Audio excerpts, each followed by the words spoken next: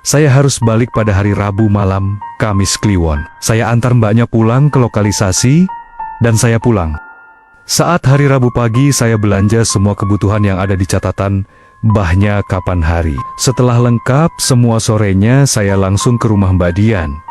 Karena bertepatan hari itu, dia izin libur alasan sakit. Si Mbak Dian paham, supaya saya ndak ribet dan ngeluarin duit lagi buat izin ke Germo, sehingga pengeluaran saya bisa irit, tidak double. Setelah jemput, kami langsung ke Banyuwangi, dan sampai rumah Mbah Nan, pukul 9 malam. Disambutlah saya sama Mbah Nan, saya disuruh masuk. Lalu sesajen belanjaan saya serahkan ke mbahnya, untuk diperiksa. Setelah pengecekan mbahnya, oke, enda ada kekurangan. Mbah Nan mengajak kami ke tempat ritual. Naik apa mbah? Tanya saya. Naik mobil, pakai mobil langganan saya saja mas. Saya langganan sewa mobil tetangga. Kata mbahnya, mungkin supaya saya ndak capek nyetir. Dan bisa konsen ke ritualnya. Setelah perjalanan dan sampai di titik lokasi, mbahnya bilang kalau ini turun lagi jalan ke bawah, ada pancuran dan sendang, dan disitulah nanti kita ritual. Saya melihatnya sebenarnya bukan pancuran seperti yang pada umumnya. Pancurannya di situ ada dua, yang satu airnya mengalir, dan yang satunya airnya hanya menetes. Yang menetes itu airnya menetes ke batu yang bolong, dan batu yang bolong itu bentuknya seperti kelamin cewek. Hendak besar sendang itu sebenarnya.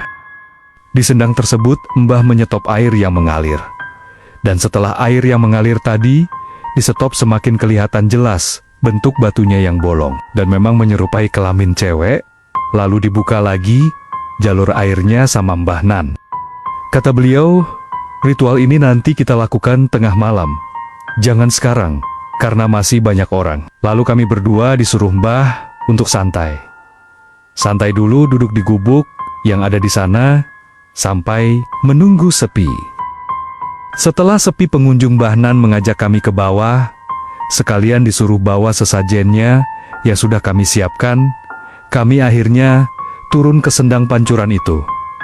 Ritual dimulai, Mbah Nan di depan, kami di belakang, sambil membawa sesaji. Mbah membaca mantra doa-doa, kami menunggu instruksi saja di belakang beliau. Setelah selesai membaca mantra-mantra, lalu Mbah menginstruksikan kami berdua untuk membuka dan melepas semua yang kami pakai.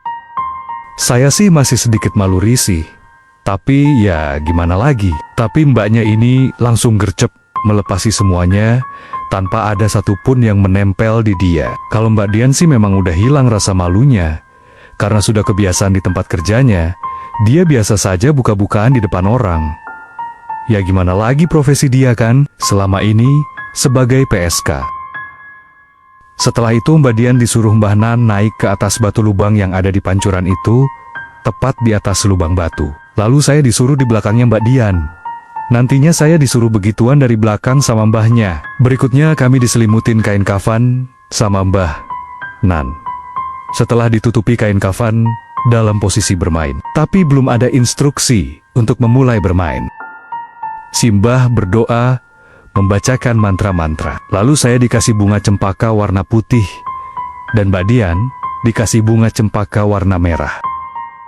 Lalu Mbah bilang, kalau mau mulai bermain, jangan lupa baca mantra yang saya suruh hafalkan dulu itu.